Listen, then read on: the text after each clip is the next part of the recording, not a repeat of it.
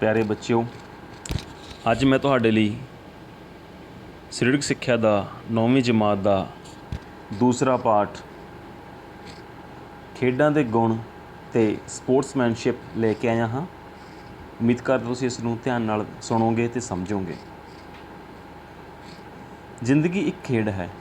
ਬੱਚੇ ਤੋਂ ਲੈ ਕੇ ਬੁੱਢੇ ਤੱਕ ਸਭ ਇਸ ਵਿੱਚ ਭਾਗ ਲੈਂਦੇ ਹਨ। ਇਹ ਰੁਚੀ ਮਨੁੱਖ ਨਾਲ ਜਨਮ ਤੋਂ ਹੀ ਤੁਰਦੀ ਆਈ ਹੈ। ਆਦਿ ਕਾਲ ਦੇ ਮਨੁੱਖ ਨੇ ਖੇਡਾਂ ਵਿੱਚ ਨੂੰ ਆਪਣੇ ਜੀਵਨ ਦਾ ਸਹਾਰਾ ਬਣਾਇਆ ਅਤੇ ਤੀਰ ਅੰਦਾਜ਼ੀ ਅਤੇ ਨੇਜਾਬਾਜ਼ੀ ਨਾਲ ਸ਼ਿਕਾਰ ਕਰਕੇ ਆਪਣੇ ਪੇਟ ਭਰਨ ਦਾ ਸਾਧਨ ਬਣਾਇਆ। ਇਸ ਦੇ ਉਲਟ ਅਜੋਕੇ ਵਿਅਕਤੀ ਨੇ ਆਧੁਨਿਕ ਸਮਾਜ ਦੇ ਵਿਅਕਤੀ ਨੇ ਇਸ ਨੂੰ ਮਨੋਰੰਜਨ ਦਾ ਸਾਧਨ ਮੰਨ ਕੇ ਮਨ ਪਰਚਾਵਾ ਕੀਤਾ। ਆਦਿ ਕਾਲ ਦੀਆਂ ਖੇਡਾਂ ਅਤੇ ਅਜੋਕੀਆਂ ਖੇਡਾਂ ਵਿੱਚ ਭਾਵੇਂ ਅੰਤਰ ਹੈ, ਪਰ ਇਹਨਾਂ ਖੇਡਾਂ ਪਿੱਛੇ ਭਾਵਨਾ ਇੱਕ ਹੀ ਹੈ। ਆਦਿ ਕਾਲ ਦੇ ਵਿਅਕਤੀ ਨੇ ਇਹਨਾਂ ਨੂੰ ਦੂਜਿਆਂ 'ਤੇ ਰਾਜ ਕਰਨ ਅਤੇ ਹਕੂਮਤ ਲਈ ਵਰਤਿਆ, ਪਰ ਅੱਜ ਦੇ ਵਿਅਕਤੀ ਨੇ ਨਿਯਮਾਂ ਦੀ ਪਾਲਣਾ ਕਰਦੇ ਹੋਏ ਅਨੁਸ਼ਾਸਨ ਵਿੱਚ ਰਹਿ ਕੇ ਇਹਨਾਂ ਤੋਂ ਜੀਵਨ ਦੀ ਖੁਸ਼ੀ ਪ੍ਰਾਪਤ ਕੀਤੀ। ਪੁਰਾਣੇ ਸਮੇਂ ਵਿੱਚ ਸਿਰਫ ਉਹੀ ਖੇਡਾਂ ਖੇਡੀਆਂ ਜਾਂਦੀਆਂ ਸਨ ਜੋ ਕਿ ਲੜਾਈਆਂ ਵਿੱਚ ਕੰਮ ਆਉਂਦੀਆਂ ਸਨ, ਜਿਵੇਂ ਤੀਰ ਅੰਦਾਜ਼ੀ, ਨੇਜਾਬਾਜ਼ੀ।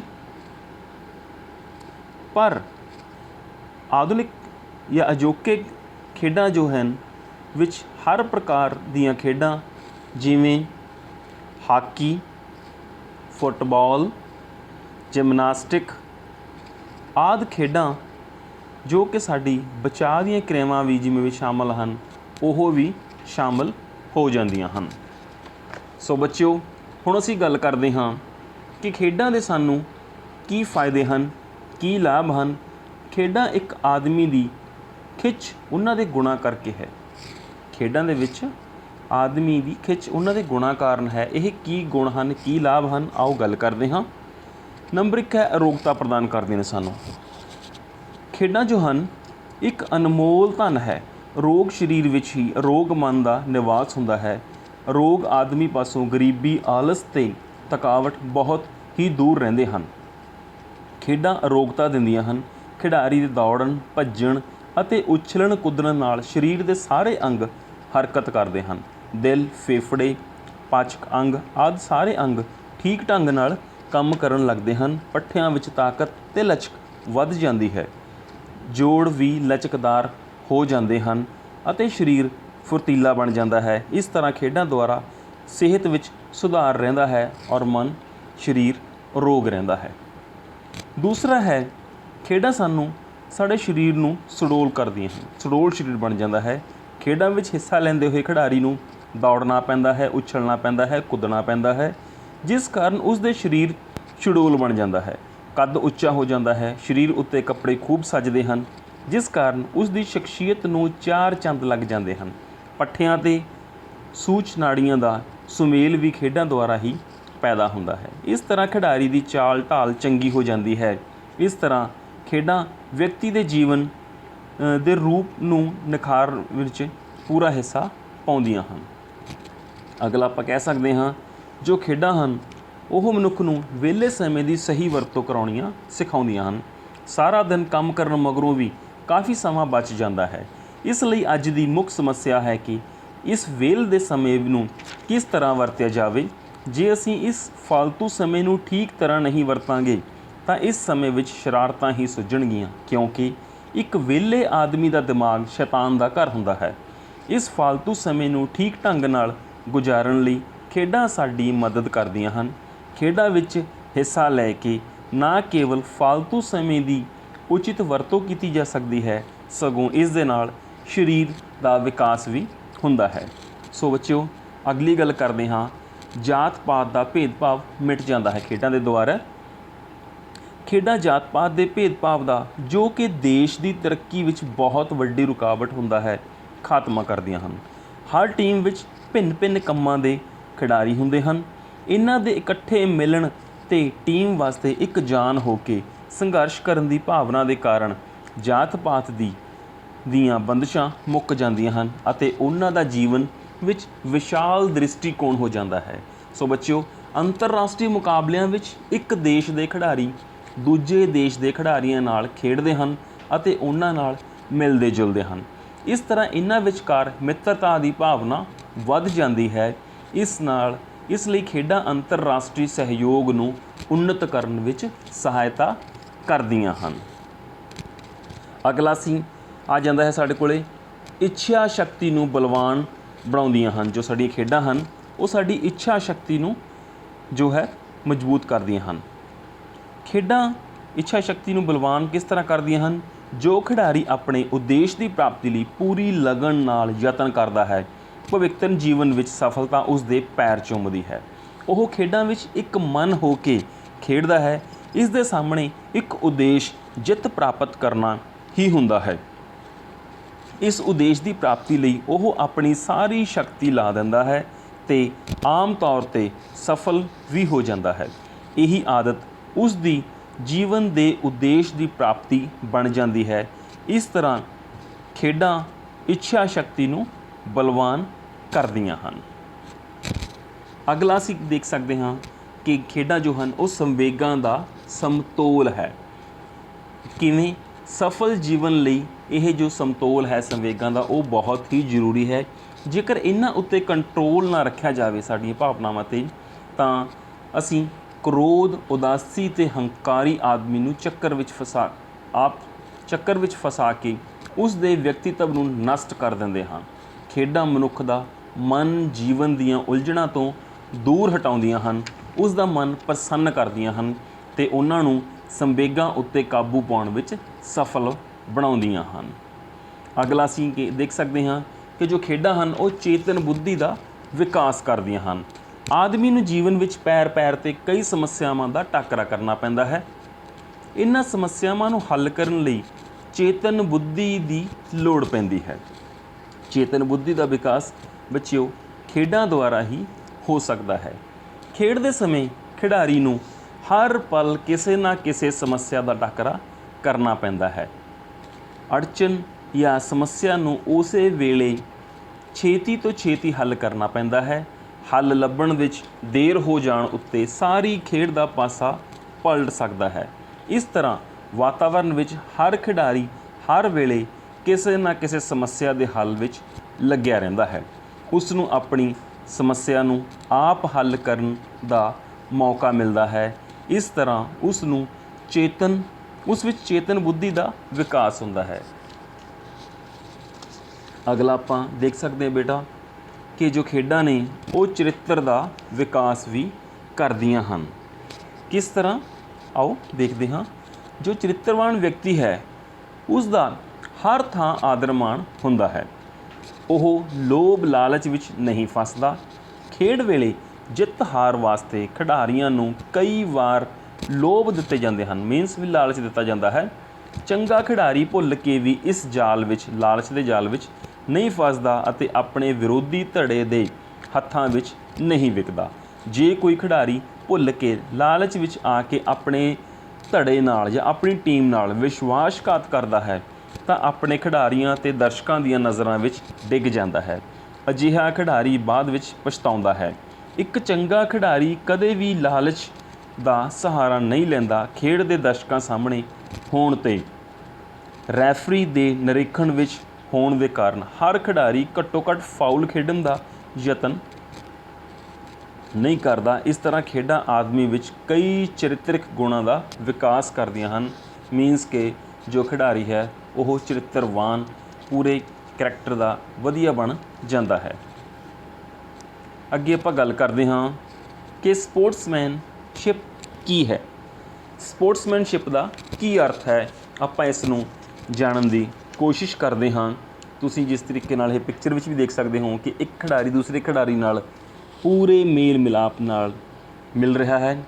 ਸੋ ਆਪਾਂ ਕਹਿ ਸਕਦੇ ਹਾਂ ਕਿ ਸਪੋਰਟਸਮੈਨਸ਼ਿਪ ਇੱਕ ਚੰਗੇ ਖਿਡਾਰੀ ਦੀ ਉਹ ਭਾਵਨਾ ਹੈ, ਅੰਦਰੋਂ ਪੈਦਾ ਹੋਣ ਵਾਲੀ, ਜਾਂ ਵਿਸ਼ੇਸ਼ਤਾ ਹੈ, ਜਾਂ ਇੰਝ ਕਹੀਏ ਕਿ ਉਹ ਸਪਿਰਿਟ ਹੈ, ਜਿਸ ਦੇ ਆਧਾਰ 'ਤੇ ਕੋਈ ਵੀ ਖਿਡਾਰੀ ਖੇਡ ਦੇ ਮੈਦਾਨ ਵਿੱਚ ਸ਼ੁਰੂ ਤੋਂ ਲੈ ਕੇ ਅਖੀਰ ਤੱਕ ਬੜੀ ਯੋਗਤਾ ਨਾਲ ਹਿੱਸਾ ਲੈਂਦਾ ਹੈ। ਸਪੋਰਟਸਮੈਨਸ਼ਿਪ ਚੰਗੇ ਗੁਣਾਂ ਦਾ ਉਹ ਸਮੂਹ ਹੈ, ਉਹ ਇਕੱਠ ਹੈ ਜਿਨ੍ਹਾਂ ਦਾ ਹੋਣਾ ਇੱਕ ਖਿਡਾਰੀ ਦੇ ਲਈ ਬਹੁਤ ਜ਼ਰੂਰੀ ਹੈ। ਸਮਝਿਆ ਜਾਂਦਾ ਹੈ ਜ਼ਰੂਰੀ, ਜਿਵੇਂ ਕਿ ਇੱਕ ਖਿਡਾਰੀ ਦੇ ਲਈ ਜ਼ਰੂਰੀ ਹੈ ਕਿ ਉਹ ਸਰੀਰਕ ਰੂਪ ਵਿੱਚ ਸਿਹਤਮੰਦ, ਮਾਨਸਿਕ ਰੂਪ ਵਿੱਚ ਭਰਪੂਰ, ਦਿਮਾਗ ਵਾਲਾ, ਅਨੁਸ਼ਾਸਨਬੱਧ, ਚੰਗਾ ਸਹਿਯੋਗੀ, ਚੁਸਤ ਅਤੇ ਆਪਣੀ ਟੀਮ ਦੇ ਕੈਪਟਨ ਦੀ ਆਗਿਆ ਪਾਲਣ ਕਰਨ ਵਾਲਾ ਹੋਣਾ ਚਾਹੀਦਾ ਹੈ। ਜਾਂ ਬੱਚਿਓ, ਆਪਾਂ ਛੋਟੇ ਸ਼ਬਦਾਂ ਵਿੱਚ ਇਹ ਕਹਿ ਸਕਦੇ ਹਾਂ ਕਿ ਖੇਡ ਨੂੰ ਖੇਡ ਭਾਵਨਾ ਨਾਲ ਖੇਡਣਾ ਹੀ ਸਪੋਰਟਸਮੈਨਸ਼ਿਪ ਹੈ। ਮਤਲਬ ਜਿੱਤ ਹਾਰ ਦਾ ਅਸੀਂ ਜਦੋਂ ਖੇਡ ਸ਼ੁਰੂ ਕਰਦੇ ਹਾਂ ਤਾਂ ਅਸੀਂ ਜਿੱਤਣ ਜਾਂ ਹਾਰਨ ਵਾਸਤੇ ਨਹੀਂ ਖੇਡਦੇ, ਸਿਰਫ ਖੇਡਣ ਵਾਸਤੇ ਹੀ ਖੇਡਦੇ ਹਾਂ। ਸੋ ਇਹੀ ਸਪੋਰਟਸਮੈਨਸ਼ਿਪ ਹੈ ਕਿ ਖੇਡ ਨੂੰ ਖੇਡ ਭਾਵਨਾ ਨਾਲ ਖੇਡਣਾ, ਨਾ ਕਿ ਜਿੱਤ ਹਾਰ ਦੇ ਵਾਸਤੇ ਖੇਡਣਾ। ਆਓ ਇਸ ਬਾਰੇ ਆਪਾਂ ਹੁਣ ਅੱਗੇ ਗੱਲ ਕਰਦੇ ਹਾਂ। ਜੋ ਇੱਕ ਚੰਗਾ ਸਪੋਰਟਸਮੈਨ ਹੈ, ਇੱਕ ਚੰਗਾ ਖਿਡਾਰੀ ਹੈ, ਉਸ ਦੇ ਵਿੱਚ ਕੀ ਕੀ ਗੁਣ ਹੋਣੇ ਜ਼ਰੂਰੀ ਹਨ, ਉਸ ਦੇ ਵਿੱਚ ਕੀ ਗੁਣ ਹੋਣੇ ਚਾਹੀਦੇ ਹਨ। ਸਭ ਤੋਂ ਪਹਿਲਾਂ ਆਪਾਂ ਦੇਖ ਸਕਦੇ ਹਾਂ ਇੱਕ ਚੰਗੇ ਸਪੋਰਟਸਮੈਨ ਦੇ ਵਿੱਚ ਅਨੁਸ਼ਾਸਨ ਹੋਣਾ ਜ਼ਰੂਰੀ ਹੈ। ਅਨੁਸ਼ਾਸਨ ਦੀ ਭਾਵਨਾ ਦਾ ਹੋਣਾ ਬਹੁਤ ਹੀ ਜ਼ਰੂਰੀ ਹੈ। ਸਪੋਰਟਸਮੈਨ ਦਾ ਸਭ ਤੋਂ ਵੱਡਾ ਅਤੇ ਮੁੱਖ ਗੁਣ ਹੈ ਨਿਯਮਾਂ ਨਾਲ ਅਨੁਸ਼ਾਸਨ ਵਿੱਚ ਬੰਨ੍ਹਿਆ ਰਹਿਣਾ। ਅਸਲ ਸਪੋਰਟਸਮੈਨ ਉਹੀ ਕਿਹਾ ਜਾ ਸਕਦਾ ਹੈ ਜੋ ਖੇਡ ਆਦਿ ਦੇ ਸਾਰੇ ਨਿਯਮਾਂ ਦਾ ਪਾਲਣ ਬੜੇ ਚੰਗੇ ਢੰਗ ਨਾਲ ਕਰੇ ਅਤੇ ਅਨੁਸ਼ਾਸਨ ਵਿੱਚ ਰਹਿ ਕੇ ਆਪਣੇ ਕੋਚ ਦਾ, ਆਪਣੇ ਰੈਫਰੀ ਦਾ, ਆਪਣੇ ਕਪਤਾਨ ਦਾ, ਆਪਣੇ ਟੀਮ ਦੇ ਸੀਨੀਅਰਸ ਦਾ ਜੋ ਹੈ ਗੱਲ ਮੰਨਦਾ ਰਹੇ ਔਰ ਖੇਡ ਨੂੰ ਖੇਡ ਭਾਵਨਾ ਨਾਲ ਖੇਡਦਾ ਹੋਇਆ ਅੱਗੇ ਲਿਜਾਂਦਾ ਰਹੇ। ਅਗਲੀ ਆਪਾਂ ਗੱਲ ਕਰਦੇ ਹਾਂ ਕਿ ਇੱਕ ਚੰਗੇ ਸਪੋਰਟਸਮੈਨ ਦਾ ਦੂਸਰਾ ਗੁਣ ਹੁੰਦਾ ਹੈ ਸਹਿਣਸ਼ੀਲਤਾ, ਟੋਲਰੈਂਸ। ਸਹਿਣਸ਼ੀਲਤਾ ਸਪੋਰਟਸਮੈਨ ਦੇ ਗੁਣਾਂ ਵਿੱਚੋਂ ਇੱਕ ਬਹੁਤ ਹੀ ਮਹੱਤਵਪੂਰਨ ਗੁਣ ਹੈ। ਖੇਡਾਂ ਵਿੱਚ ਕਈ ਪ੍ਰਕਾਰ ਦੇ ਮੌਕੇ ਆਉਂਦੇ ਹਨ ਜਦੋਂ ਆਪਣੀ ਜਿੱਤ ਪ੍ਰਾਪਤ ਹੋਣ 'ਤੇ ਬਹੁਤ ਪ੍ਰਸੰਨਤਾ ਹੁੰਦੀ ਹੈ ਅਤੇ ਕਈ ਵਾਰ ਹਾਰ ਜਾਣ ਨਾਲ ਉਸ ਨੂੰ ਬੜੀ ਨਿਰਾਸ਼ਾ ਹੁੰਦੀ ਹੈ। ਪਰੰਤੂ ਜੋ ਇੱਕ ਚੰਗਾ ਸਪੋਰਟਸਮੈਨ ਉਹੀ ਹੈ ਜੋ ਜਿੱਤ ਹੋਣ 'ਤੇ ਵੀ ਹਾਰੀ ਟੀਮ ਜਾਂ ਖਿਡਾਰੀ ਨੂੰ ਪ੍ਰਸੰਨਤਾ ਨਾਲ ਉਤਸ਼ਾਹਿਤ ਕਰੇ ਅਤੇ ਆਪ ਹਾਰ ਜਾਣ 'ਤੇ ਵੀ ਜੇਤੂ ਨੂੰ ਪੂਰਨ ਸਨਮਾਨ ਦੇ ਨਾਲ ਵਧਾਈ ਦੇਵੇ। ਸੋ ਜਿੱਤਣ ਵੇਲੇ ਉਸ ਨੂੰ ਜ਼ਿਆਦਾ ਖੁਸ਼ੀ ਜਾਂ ਹਾਰਨ 'ਤੇ ਉਸ ਨੂੰ ਜ਼ਿਆਦਾ ਦੁੱਖ ਨਹੀਂ ਹੁੰਦਾ। ਉਹ ਆਪਣੇ ਆਪ ਨੂੰ ਇੰਨਾ ਸਟਰੋਂਗ ਕਰ ਲੈਂਦਾ ਹੈ ਸਪੋਰਟਸਮੈਨ ਕਿ ਉਹ ਹਮੇਸ਼ਾ ਹੀ ਸੰਤੁਲਨ ਦੇ ਵਿੱਚ ਰਹਿੰਦਾ ਹੈ। ਉਹਦੇ ਅੰਦਰ ਇੰਨੀ ਸਹਿਣਸ਼ੀਲਤਾ ਆ ਜਾਂਦੀ ਹੈ ਕਿ ਉਹ ਦੂਸਰੇ ਨੂੰ ਨੀਚਾ ਦਿਖਾਉਣ ਦੀ ਵੀ ਕੋਈ ਕੋਸ਼ਿਸ਼ ਨਹੀਂ ਕਰਦਾ। ਤੀਸਰਾ ਆਪਾਂ ਕਹਿ ਸਕਦੇ ਹਾਂ ਕਿ ਸਹਿਯੋਗ ਦੀ ਭਾਵਨਾ। ਇੱਕ ਚੰਗੇ ਸਪੋਰਟਸਮੈਨ ਦੇ ਵਿੱਚ ਸਹਿਯੋਗ ਦੀ ਭਾਵਨਾ ਆ ਜਾਂਦੀ ਹੈ। ਉਹ ਕਿਸ ਤਰੀਕੇ ਨਾਲ? ਸਪਿਰਿਟ ਆਫ ਕੋਆਪਰੇਸ਼ਨ ਕਰਦਾ, ਉਹ ਸਹਿਯੋਗ ਕਰਦਾ। ਸਪੋਰਟਸਮੈਨ ਵਿੱਚ ਤੀਸਰਾ ਗੁਣ ਸਹਿਯੋਗ ਦੀ ਭਾਵਨਾ ਦਾ ਹੋਣਾ ਹੈ।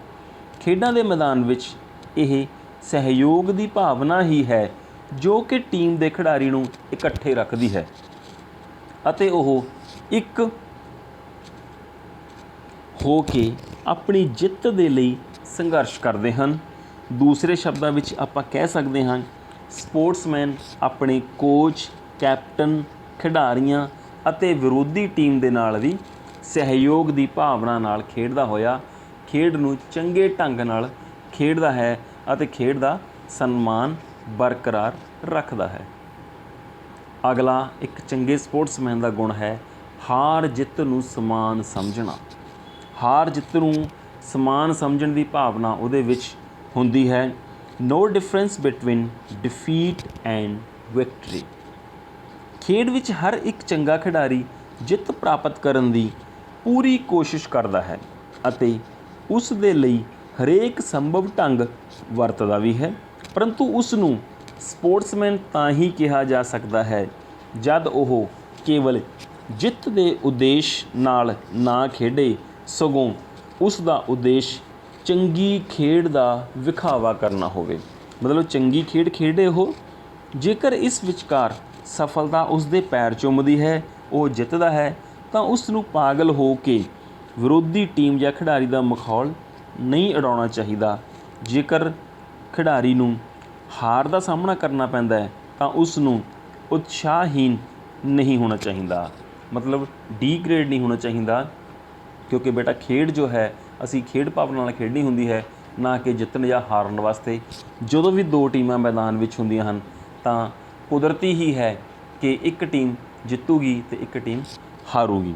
ਸੋ ਜੇਕਰ ਉਸ ਨੂੰ ਹਾਰ ਦਾ ਸਾਹਮਣਾ ਕਰਨਾ ਪੈਂਦਾ ਹੈ ਤਾਂ ਉਸ ਨੂੰ ਉਤਸ਼ਾਹਹੀਣ ਨਹੀਂ ਹੋਣਾ ਚਾਹੀਦਾ। ਉਹ ਖੇਡਾਂ ਵਿੱਚ ਜੇਤੂ ਹੋਣ ਅਤੇ ਹਾਰੇ ਹੋਏ ਖਿਡਾਰੀ ਨੂੰ ਘਟੀਆ ਸਮਝਣ ਦੀ ਬਜਾਏ ਆਪਣੇ ਬਰਾਬਰ ਹੀ ਸਮਝਦਾ ਹੈ ਅਤੇ ਉਸ ਦਾ ਸਨਮਾਨ ਜੋ ਹੈ ਉਹ ਬਰਕਰਾਰ ਰੱਖਦਾ ਹੈ। ਸੋ ਆਪਾਂ ਅਗਲੀ ਗੱਲ ਕਰਦੇ ਹਾਂ ਕਿ ਖੇਡ ਭਾਵਨਾ ਜੋ ਹੈ, ਜਦੋਂ ਇੱਕ ਸਪੋਰਟਸਮੈਨ ਖੇਡਦਾ ਹੈ ਤਾਂ ਉਸ ਵਿੱਚ ਅਗਲਾ ਗੁਣ ਕੀ ਆ ਜਾਂਦਾ ਹੈ? ਆਗਿਆਕਾਰੀ। ਆਗਿਆ ਦੇਣ ਅਤੇ ਮੰਨਣ ਦੀ ਉਹਦੇ ਵਿੱਚ ਯੋਗਤਾ ਆ ਜਾਂਦੀ ਹੈ। Ability of obedience and orders. ਇੱਕ ਚੰਗਾ ਜੋ ਸਪੋਰਟਸਮੈਨ ਹੈ ਉਸ ਦੇ ਲਈ ਇਹ ਜ਼ਰੂਰੀ ਹੈ ਕਿ ਉਹ ਆਗਿਆ ਦੇਣ ਅਤੇ ਆਗਿਆ ਮੰਨਣ ਦੀ ਯੋਗਤਾ ਰੱਖਦਾ ਹੋਵੇ। ਜੇਕਰ ਉਹ ਟੀਮ ਦਾ ਸੀਨੀਅਰ ਖਿਡਾਰੀ ਹੈ ਜਾਂ ਕਪਤਾਨ ਹੈ ਤਾਂ ਉਹ ਆਪਣੇ ਤਜਰਬੇ ਨਾਲ ਆਪਣੇ ਜੂਨੀਅਰ ਖਿਡਾਰੀ ਨੂੰ ਜਾਂ ਆਪਣੇ ਨਾਲ ਦੇ ਸਾਥੀਆਂ ਨੂੰ ਜਾਂ ਖੇਡ ਦੇ ਹੋਰ ਸਾਥੀਆਂ ਨੂੰ ਉਹ ਆਪਣਾ ਜੋ ਸਹੀ ਨਿਰਣਾ ਹੈ, ਆਗਿਆ ਜੋ ਹੈ ਉਹ ਦੇ ਸਕਦਾ ਹੈ। ਪਰ ਉਹ ਆਗਿਆ ਦੇ ਸਕਦਾ ਹੈ ਅਤੇ ਆਗਿਆ ਮੰਨਣ ਦੀ ਯੋਗਤਾ ਰੱਖਦਾ ਹੈ। ਕਈ ਵਾਰ ਦੇਖਿਆ ਗਿਆ ਹੈ ਕਿ ਖਿਡਾਰੀ ਕਈ ਕਾਰਨਾਂ ਨਾਲ ਆਪੇ ਤੋਂ ਬਾਹਰ ਹੋ ਕੇ ਖੁਦ ਨੂੰ ਹੀ ਠੀਕ ਸਮਝ ਕੇ ਖੇਡ ਵਿੱਚ ਆਪਣੇ ਕੈਪਟਨ ਦੀ ਆਗਿਆ ਦਾ ਪਾਲਣ ਨਹੀਂ ਕਰਦੇ ਅਤੇ ਮਨਮਾਨੀ ਕਰਨ ਲੱਗਦੇ ਹਨ। ਸੱਚੇ ਅਰਥਾਂ ਵਿੱਚ ਉਹ ਸਪੋਰਟਸਮੈਨ ਨਹੀਂ ਹੁੰਦੇ ਫਿਰ ਉਹ, ਕਿਉਂਕਿ ਅਸੀਂ ਹਮੇਸ਼ਾ ਗੱਲ ਕਰਦੇ ਹਾਂ ਕਿ ਸਪੋਰਟਸਮੈਨ ਜੋ ਹੈ ਉਹ ਆਗਿਆਕਾਰੀ ਹੋਊਗਾ। ਜੇਕਰ ਉਹ ਉਸ ਨੂੰ ਖੇਡ ਦਾ ਸਹੀ ਗਿਆਨ ਹੈ ਤਾਂ ਉਹ ਸਹੀ ਤਰੀਕੇ ਨਾਲ ਆਪਣੀ ਟੀਮ ਨੂੰ ਗਾਈਡ ਕਰੇਗਾ। ਜੇਕਰ ਉਸ ਨੂੰ ਲੱਗਦਾ ਹੈ ਕਿ ਉਸ ਦਾ ਸੀਨੀਅਰ ਖਿਡਾਰੀ ਜਾਂ ਉਸ ਦਾ ਕੋਈ ਸੀਨੀਅਰ ਅਧਿਕਾਰੀ ਉਸ ਨੂੰ ਕੋਈ ਗਾਈਡਲਾਈਨਸ ਦੇ ਰਿਹਾ ਹੈ, ਉਸ ਨੂੰ ਕੁਛ ਮੰਨਣ ਦੀ ਗੱਲ ਕਹਿ ਰਿਹਾ ਹੈ, ਤਾਂ ਉਹ ਹੰਕਾਰੀ ਨਾ ਹੋ ਕੇ ਉਹਨਾਂ ਦੀ ਗੱਲ ਨੂੰ ਮੰਨਦਾ ਹੋਇਆ ਉਸੇ ਤਰੀਕੇ ਨਾਲ ਆਪਣੀ ਖੇਡ ਨੂੰ ਜਾਰੀ ਰੱਖਦਾ ਹੈ, ਬਰਕਰਾਰ ਰੱਖਦਾ ਹੈ ਔਰ ਜਿੱਤ ਵਾਲੇ ਪਾਸੇ ਨੂੰ ਵੱਧਦਾ ਹੈ। ਭਾਵੇਂ ਕਿ ਜਿੱਤ ਹਾਰ ਆਪਾਂ ਗੱਲ ਕਰ ਚੁੱਕੇ ਹਾਂ, ਉਹ ਕਾਮਨ ਹੈ। ਜਿੱਤ ਹਾਰ ਵਾਸਤੇ ਅਸੀਂ ਨਹੀਂ ਖੇਡਣਾ। ਸਪੋਰਟਸਮੈਨ ਜੋ ਹੈ ਖੇਡ ਨੂੰ ਖੇਡ ਭਾਵਨਾ ਵਾਸਤੇ ਹੀ ਖੇਡਦਾ ਹੁੰਦਾ ਹੈ। ਸੋ ਅਗਲੀ ਗੱਲ ਕਰਦੇ ਹਾਂ ਆਪਾਂ। ਜੋ ਇੱਕ ਚੰਗਾ ਸਪੋਰਟਸਮੈਨ ਹੈ ਉਹ ਤਿਆਗ ਦੀ ਭਾਵਨਾ ਰੱਖਦਾ ਹੈ। ਸਪਿਰਿਟ ਆਫ ਸੈਕਰੀਫਾਈਸ, ਭਾਵ ਕਿ ਸਪੋਰਟਸਮੈਨ ਵਿੱਚ ਤਿਆਗ ਦੀ ਭਾਵਨਾ ਬਹੁਤ ਜ਼ਰੂਰੀ ਹੈ। ਇੱਕ ਟੀਮ ਵਿੱਚ ਖਿਡਾਰੀ ਕੇਵਲ ਆਪਣੇ ਲਈ ਨਹੀਂ ਖੇਡਦਾ, ਸਗੋਂ ਉਸ ਦਾ ਮੁੱਖ ਉਦੇਸ਼ ਸਮੁੱਚੀ ਟੀਮ ਨੂੰ ਜਿਤਾਉਣ ਦਾ ਹੁੰਦਾ ਹੈ। ਇਸ ਨਾਲ ਪ੍ਰਗਟ ਹੁੰਦਾ ਹੈ ਕਿ ਖਿਡਾਰੀ ਨਿੱਜੀ ਹਿੱਤ ਨੂੰ ਸਮੁੱਚੇ ਹਿੱਤ ਦੇ ਲਈ ਤਿਆਗ ਦਿੰਦਾ ਹੈ। ਬਸ ਇਹੀ ਸਪੋਰਟਸਮੈਨ ਦੀ ਇੱਕ ਮਹੱਤਵਪੂਰਨ ਗੁਣ ਹੈ। ਇੱਕ ਦੂਸਰੇ ਪੱਖ ਨਾਲ ਵੀ ਆਪਾਂ ਕਹਿ ਸਕਦੇ ਹਾਂ ਕਿ ਸਪੋਰਟਸਮੈਨ ਆਪਣੇ ਲਈ ਤਾਂ ਖੇਡਦਾ ਹੀ ਹੈ, ਨਾਲ ਨਾਲ ਆਪਣੇ ਸਕੂਲ, ਪ੍ਰਾਂਤ, ਖੇਤਰ ਅਤੇ ਸਮੁੱਚੇ ਰਾਸ਼ਟਰ ਦੇ ਲਈ ਵੀ ਉਹ ਆਪਣੀ ਜਿੱਤ ਦਾ ਸਿਹਰਾ ਆਪਣੇ ਰਾਸ਼ਟਰ ਅਤੇ ਦੇਸ਼ ਨੂੰ ਦਿੰਦਾ ਹੈ। ਤਾਂ ਹੀ ਕਿਹਾ ਜਾਂਦਾ ਹੈ ਕਿ ਜੋ ਖੇਡਾਂ ਹਨ ਉਹ ਚੰਗੇ ਨਾਗਰਿਕ ਪੈਦਾ ਕਰਦੀਆਂ ਹਨ, ਨੈਸ਼ਨਲ ਕਰੈਕਟਰ ਪੈਦਾ ਕਰਦੀਆਂ ਹਨ ਔਰ ਰਾਸ਼ਟਰੀ ਦੂਤ ਪੈਦਾ ਕਰਦੀਆਂ ਹਨ।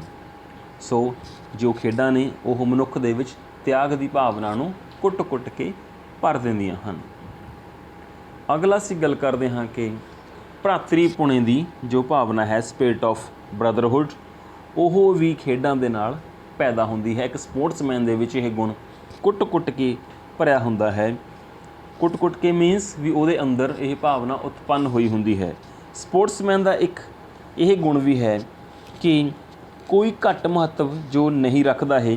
ਇੱਕ ਸਪੋਰਟਸਮੈਨ ਖੇਡ ਵਿੱਚ ਜਾਤ ਪਾਤ, ਧਰਮ, ਰੰਗ, ਸੱਭਿਅਤਾ ਅਤੇ ਸੱਭਿਆਚਾਰ ਆਦਿ ਨੂੰ ਇੱਕ ਪਾਸੇ ਰੱਖ ਕੇ ਹਰੇਕ ਵਿਅਕਤੀ ਦੇ ਨਾਲ ਇੱਕੋ ਜਿਹਾ ਵਿਹਾਰ ਕਰਦਾ ਹੈ, ਕਿਉਂਕਿ ਖੇਡਦੇ ਸਮੇਂ ਬੱਚਾ ਹਰ ਧਰਮ, ਹਰ ਜਾਤ, ਹਰ ਰੰਗ ਦੇ ਬੱਚੇ ਨਾਲ ਉਸ ਨੂੰ ਟੀਮ ਦੇ ਵਿੱਚ ਖੇਡਣਾ ਪੈਂਦਾ ਹੈ ਜਾਂ ਮੁਕਾਬਲਿਆਂ ਵਿੱਚ, ਇੰਡੀਵਿਜੂਅਲ ਮੁਕਾਬਲਿਆਂ ਵਿੱਚ ਵੀ ਭਾਗ ਲੈਣਾ ਪੈਂਦਾ ਹੈ। ਤਾਂ ਉਸ ਸਮੇਂ ਜਾਂ ਦੂਸਰੇ ਦੇਸ਼ ਵਿੱਚ ਜਦੋਂ ਜਾਂਦਾ ਹੈ ਤਾਂ ਅਲੱਗ ਨਸਲ ਦੇ, ਅਲੱਗ ਰੰਗ ਦੇ, ਅਲੱਗ ਧਰਮ ਦੇ, ਅਲੱਗ-ਅਲੱਗ ਤਰ੍ਹਾਂ ਦੇ ਉਸ ਨੂੰ ਜਿਹੜੇ ਖਿਡਾਰੀ ਨੇ ਉਹਨਾਂ ਨਾਲ ਖੇਡਣਾ ਪੈਂਦਾ ਹੈ। ਤਾਂ ਅਜਿਹੇ ਸਮੇਂ ਵਿੱਚ ਖਿਡਾਰੀ ਦੇ ਵਿੱਚ ਭਰਾਤਰੀ-ਪੁਣੇ ਦੀ ਜੋ ਭਾਵਨਾ ਹੈ ਉਹ ਪੈਦਾ ਹੋ ਜਾਂਦੀ ਹੈ। ਉਹ ਇਹਨਾਂ ਗੱਲਾਂ ਬਾਤਾਂ ਤੋਂ ਬਹੁਤ ਉੱਪਰ ਉੱਠ ਜਾਂਦਾ ਹੈ। ਸੋ ਜੋ ਖੇਡਾਂ ਹਨ ਉਹ ਇੱਕ ਚੰਗੇ ਨਾਗਰਿਕ ਬਣਾਉਣ ਦੇ ਵਿੱਚ ਬਹੁਤ ਵੱਡਾ ਰੋਲ ਅਦਾ ਕਰਦੀਆਂ ਹਨ। ਇਨਸਾਨ ਦਾ ਨੈਸ਼ਨਲ ਕਰੈਕਟਰ ਬਣਾਉਣ ਦੇ ਵਿੱਚ ਸਭ ਤੋਂ ਵੱਧ ਯੋਗਦਾਨ ਜੋ ਹੈ ਉਹ ਖੇਡਾਂ ਪੈਦਾ ਕਰਦੀਆਂ ਹਨ। ਸੋ ਅਸੀਂ ਕਹਿ ਸਕਦੇ ਹਾਂ ਕਿ ਖੇਡਾਂ ਜਿਹੜੀਆਂ ਨੇ ਉਹ ਸਹੀ ਰੂਪ ਦੇ ਵਿੱਚ ਭਰਾਤਰੀ-ਪੁਣੇ ਦੀ ਜੋ ਭਾਵਨਾ ਹੈ ਉਸ ਨੂੰ ਉਤਪੰਨ ਕਰਦੀਆਂ ਹਨ, ਉਹ ਮਨੁੱਖ ਵਿੱਚ ਪੈਦਾ ਕਰਦੀਆਂ ਹਨ। ਅਗਲੀ ਗੱਲ ਕਰਦੇ ਹਾਂ ਕਿ ਖੇਡਾਂ ਦੁਆਰਾ ਮੁਕਾਬਲੇ ਦੀ ਜੋ ਸਾਡੇ ਵਿੱਚ ਭਾਵਨਾ ਹੈ, ਸਪਿਰਿਟ ਆਫ ਕੰਪੀਟੀਸ਼ਨ, ਉਹ ਪੈਦਾ ਹੁੰਦੀ ਹੈ। ਕੰਪੀਟੀਸ਼ਨ ਲੜਨ ਦੀ, ਕਿਉਂਕਿ ਅੱਜ ਦਾ ਜੋ ਸਮਾਂ ਹੈ ਉਹ ਕੰਪੀਟੀਸ਼ਨ ਦਾ ਸਮਾਂ ਹੈ। ਸਾਨੂੰ ਹਰ ਰੋਜ਼ ਕਿਸੇ ਨਾ ਕਿਸੇ ਤਰੀਕੇ ਨਾਲ, ਕਿਸੇ ਨਾ ਕਿਸੇ ਢੰਗ ਨਾਲ ਕੋਈ ਨਾ ਕੋਈ ਕੰਪੀਟੀਸ਼ਨ ਕਰਨਾ ਹੀ ਪੈਂਦਾ ਹੈ, ਤਾਂ ਹੀ ਅਸੀਂ ਅਜੋਕੇ ਸਮੇਂ ਵਿੱਚ ਆਪਣੀ ਜ਼ਿੰਦਗੀ ਬਸਰ ਕਰ ਸਕਦੇ ਹਾਂ ਔਰ ਸਹੀ ਤਰੀਕੇ ਨਾਲ ਸਿਰ ਉੱਚਾ ਕਰਕੇ ਜਿਉ ਸਕਦੇ ਹਾਂ। ਜੇਕਰ ਸਾਡੇ ਵਿੱਚ ਮੁਕਾਬਲੇ ਦੀ ਭਾਵਨਾ ਹੈ ਔਰ ਇਹ ਜੋ ਕਿ ਭਾਵਨਾ ਹੈ ਇਹ ਸਿਰਫ ਤੇ ਸਿਰਫ ਖੇਡਾਂ ਦੁਆਰਾ ਹੀ ਪੈਦਾ ਹੁੰਦੀ ਹੈ। ਸਪਿਰਿਟ ਆਫ ਕੰਪੀਟੀਸ਼ਨ ਕੀ ਹੈ? ਇੱਕ ਸਪੋਰਟਸਮੈਨ ਵਿੱਚ ਮੁਕਾਬਲੇ ਦੀ ਭਾਵਨਾ ਦਾ ਹੋਣਾ ਵੀ ਬਹੁਤ ਜ਼ਰੂਰੀ ਹੈ। ਇਸੇ ਭਾਵਨਾ ਤੋਂ ਪ੍ਰੇਰਿਤ ਹੋ ਕੇ ਉਹ ਜੋ ਇੱਕ ਖਿਡਾਰੀ ਹੈ ਉਹ ਖੇਡਾਂ ਦੇ ਮੈਦਾਨ ਵਿੱਚ ਦੂਸਰੇ ਖਿਡਾਰੀਆਂ ਤੋਂ ਬਾਜੀ ਲੈ ਜਾਣ ਦੇ ਲਈ ਸਿਰ ਧੜ ਦੀ ਬਾਜੀ ਲਗਾ ਦਿੰਦਾ ਹੈ। ਉਸ ਨੂੰ ਲੱਗਦਾ ਹੈ ਕਿ ਮੈਂ ਇਹ ਮੈਚ ਜਾਂ ਇਹ ਜੋ ਕੰਪੀਟੀਸ਼ਨ ਹੈ ਮੈਂ ਉਸ ਨੂੰ ਜਿੱਤਣਾ ਹੈ, ਮੁਕਾਬਲਾ ਕਰਨਾ ਹੈ। ਅਸਲ ਵਿੱਚ ਸਾਰੀ ਪ੍ਰਗਤੀ ਦਾ ਰਾਜ ਮੁਕਾਬਲੇ ਦੀ ਭਾਵਨਾ ਵਿੱਚ ਹੀ ਲੁਕਿਆ ਹੋਇਆ ਹੈ, ਪਰ ਇਹ ਹਰ ਤਰ੍ਹਾਂ ਮੈਲ ਤੋਂ ਮੁਕਤ ਹੋਣੀ ਚਾਹੀਦੀ ਹੈ। ਭਾਵ ਕਿ ਸਪੋਰਟਸਮੈਨ ਦੇ ਅੰਦਰ ਜੋ ਸਪੋਰਟਸਮੈਨਸ਼ਿਪ ਦੀ ਭਾਵਨਾ ਹੈ ਉਹ ਬਰਕਰਾਰ ਰਹਿਣੀ ਚਾਹੀਦੀ ਹੈ। ਇਹ ਨਾ ਹੋਵੇ ਕਿ ਸਪੋਰਟਸਮੈਨ ਨੂੰ ਲੱਗੇ ਕਿ ਮੇਰਾ ਇੱਕੋ ਇੱਕ ਮਕਸਦ ਹੈ ਸਿਰਫ ਤੇ ਸਿਰਫ ਜਿੱਤ ਪ੍ਰਾਪਤ ਕਰਨਾ, and he hook and crook ਵੇ, ਮੈਂ ਜਿੱਤਣਾ ਹੀ ਹੈ ਕਿਸੇ ਵੀ ਸਹੀ ਜਾਂ ਠੀਕ ਢੰਗ ਨਾਲ। ਪਰ ਜੇਕਰ ਉਸ ਵਿੱਚ ਇਹ ਭਾਵਨਾ ਆ ਗਈ ਤਾਂ ਉਹ ਅਸਲੀ ਸਪੋਰਟਸਮੈਨ ਨਹੀਂ ਹੈ। ਮੁਕਾਬਲੇ ਦੀ ਭਾਵਨਾ ਹੋਣੀ ਜ਼ਰੂਰੀ ਹੈ, ਪਰ ਸਪੋਰਟਸਮੈਨਸ਼ਿਪ ਨੂੰ ਧਿਆਨ ਵਿੱਚ ਰੱਖਦੇ ਹੋਏ, ਕਿਉਂਕਿ ਜੇਕਰ ਅਸੀਂ ਮੁਕਾਬਲਾ ਕਰਨ ਦੇ ਯੋਗ ਹੀ ਨਹੀਂ ਹੋਵਾਂਗੇ, ਮੁਕਾਬਲਾ ਕਰਨ ਦੀ ਇੱਛਾ ਹੀ ਨਹੀਂ ਰੱਖਾਂਗੇ, ਤਾਂ ਅਸੀਂ ਸਹੀ ਖੇਡ ਵੀ ਨਹੀਂ ਖੇਡ ਸਕਦੇ। ਤਾਂ ਸਾਨੂੰ ਆਪਣੀ ਖੇਡ ਦਾ ਸਹੀ ਪ੍ਰਦਰਸ਼ਨ ਕਰਨ ਲਈ ਵੀ ਮੁਕਾਬਲੇ ਦੀ ਭਾਵਨਾ ਨੂੰ ਬਰਕਰਾਰ ਰੱਖਣਾ ਬਹੁਤ ਹੀ ਜ਼ਰੂਰੀ ਹੈ। ਸੋ ਆਪਾਂ ਅਗਲੀ ਗੱਲ ਕਰਦੇ ਹਾਂ। ਜੋ ਇੱਕ ਚੰਗਾ ਸਪੋਰਟਸਮੈਨ ਹੈ ਉਹ ਸਮੇਂ 'ਤੇ ਕੰਮ ਕਰਨ ਦੀ ਭਾਵਨਾ ਵੀ ਰੱਖਦਾ ਹੈ, ਸਮੇਂ ਦਾ ਪਾਬੰਦ ਹੁੰਦਾ ਹੈ, ਕਿਉਂਕਿ ਇੱਕ ਸਪੋਰਟਸਮੈਨ ਜੇਕਰ ਸਮੇਂ ਸਿਰ ਗਰਾਊਂਡ ਵਿੱਚ ਨਹੀਂ ਆਉਂਦਾ ਤਾਂ ਉਸ ਨੂੰ ਪਤਾ ਹੈ ਕਿ ਬਾਕੀ ਟੀਮ ਜੋ ਪਹਿਲਾਂ ਗਰਾਊਂਡ ਵਿੱਚ ਆਈ ਹੋਈ ਹੈ ਉਹ ਉਸ ਨੂੰ ਸਿਲੈਕਟ ਨਹੀਂ ਕਰਨਗੇ, ਜਾਂ ਜਦੋਂ ਗੇਮ ਸਟਾਰਟ ਹੋ ਗਈ ਤਾਂ ਵਿਚਕਾਰ ਕਿਸੇ ਵੀ ਖਿਡਾਰੀ ਨੂੰ ਗੇਮ ਵਿੱਚ ਐਂਟਰ ਹੋਣ ਦੀ ਆਗਿਆ ਨਹੀਂ ਹੁੰਦੀ ਔਰ ਖਿਡਾਰੀ ਨੂੰ ਮੈਦਾਨ ਵਿੱਚ ਆਉਣ ਦਾ ਕੋਈ ਬੈਨੀਫਿਟ ਨਹੀਂ ਹੁੰਦਾ। ਜੋ ਕੋਚ ਦੁਆਰਾ, ਜੋ ਉਸ ਦੇ ਸੀਨੀਅਰਸ ਦੁਆਰਾ ਜੋ ਪੁਆਇੰਟਸ ਦੱਸੇ ਜਾਂਦੇ ਹਨ ਉਹ ਉਹਨਾਂ ਤੋਂ ਵਾਂਝਾ ਰਹਿ ਜਾਂਦਾ ਹੈ। ਸੋ ਖਿਡਾਰੀ ਦੇ ਵਿੱਚ ਸਮੇਂ 'ਤੇ ਕੰਮ ਕਰਨ ਦੀ ਜੋ ਭਾਵਨਾ ਹੈ ਉਹ ਉਤਪੰਨ ਹੁੰਦੀ ਹੈ। ਸਪਿਰਿਟ ਆਫ ਪੰਕਚੁਐਲਿਟੀ, ਸਪੋਰਟਸਮੈਨ ਕਿਸੇ ਵੀ ਖੇਡ ਵਿੱਚ ਸਮੇਂ ਦਾ ਪੂਰਨ ਸਨਮਾਨ ਕਰਦਾ ਹੋਣ ਕਰਕੇ ਮੌਕੇ ਦਾ ਪੂਰਨ ਲਾਭ ਉਠਾਉਂਦਾ ਹੈ। ਖੇਡ ਵਿੱਚ ਇੱਕ ਇੱਕ ਸੈਕਿੰਡ ਮਹੱਤਵਪੂਰਨ ਹੁੰਦਾ ਹੈ। ਜਰਾ ਜਿੰਨੀ ਲਾਪਰਵਾਹੀ ਜਿੱਤ ਨੂੰ ਹਾਰ ਵਿੱਚ ਅਤੇ ਸਾਵਧਾਨੀ ਹਾਰ ਨੂੰ ਜਿੱਤ ਵਿੱਚ ਬਦਲ ਦਿੰਦੀ ਹੈ। ਸੋ ਜਦੋਂ ਵੀ ਕੋਈ ਖਿਡਾਰੀ ਸਮੇਂ ਸਿਰ ਆਪਣੇ ਕੰਪੀਟੀਸ਼ਨ ਦੇ ਵਿੱਚ ਭਾਗ ਨਹੀਂ ਲੈਂਦਾ ਤਾਂ ਉਸ ਨੂੰ 1 ਜਾਂ 2 ਕਾਲ ਦਿੱਤੀ ਜਾਂਦੀ ਹੈ ਔਰ ਤੀਸਰੀ ਕਾਲ ਵੇਲੇ ਜੋ ਹੈ ਖਿਡਾਰੀ ਨੂੰ ਵਾਕਆਊਟ ਕਰ ਦਿੱਤਾ ਜਾਂਦਾ ਹੈ ਅਤੇ ਵਿਰੋਧੀ ਖਿਡਾਰੀ ਨੂੰ ਮੈਚ ਤੋਂ ਬਿਨਾਂ ਹੀ ਜਿੱਤਿਆ ਹੋਇਆ ਕਰਾਰ ਦਿੱਤਾ ਜਾਂਦਾ ਹੈ। ਸੋ ਖਿਡਾਰੀ ਦੇ ਵਿੱਚ ਇਹ ਭਾਵਨਾ ਬੜੀ ਵਧੀਆ ਹੋ ਜਾਂਦੀ ਹੈ ਕਿ ਉਹ ਸਮੇਂ ਦਾ ਪਾਬੰਦ ਹੋ ਜਾਂਦਾ ਹੈ। ਹਰ ਕੰਮ ਸਮੇਂ ਸਿਰ ਕਰਨ ਦੇ ਨਾਲ ਉਹ ਜ਼ਿੰਦਗੀ ਦੇ ਵਿੱਚ ਹੋਰ ਕਾਮਯਾਬੀਆਂ ਨੂੰ ਵੀ ਛੂੰਹਦਾ ਹੈ। ਸੋ ਆਪਾਂ ਅਗਲੀ ਗੱਲ ਕਰਦੇ ਹਾਂ।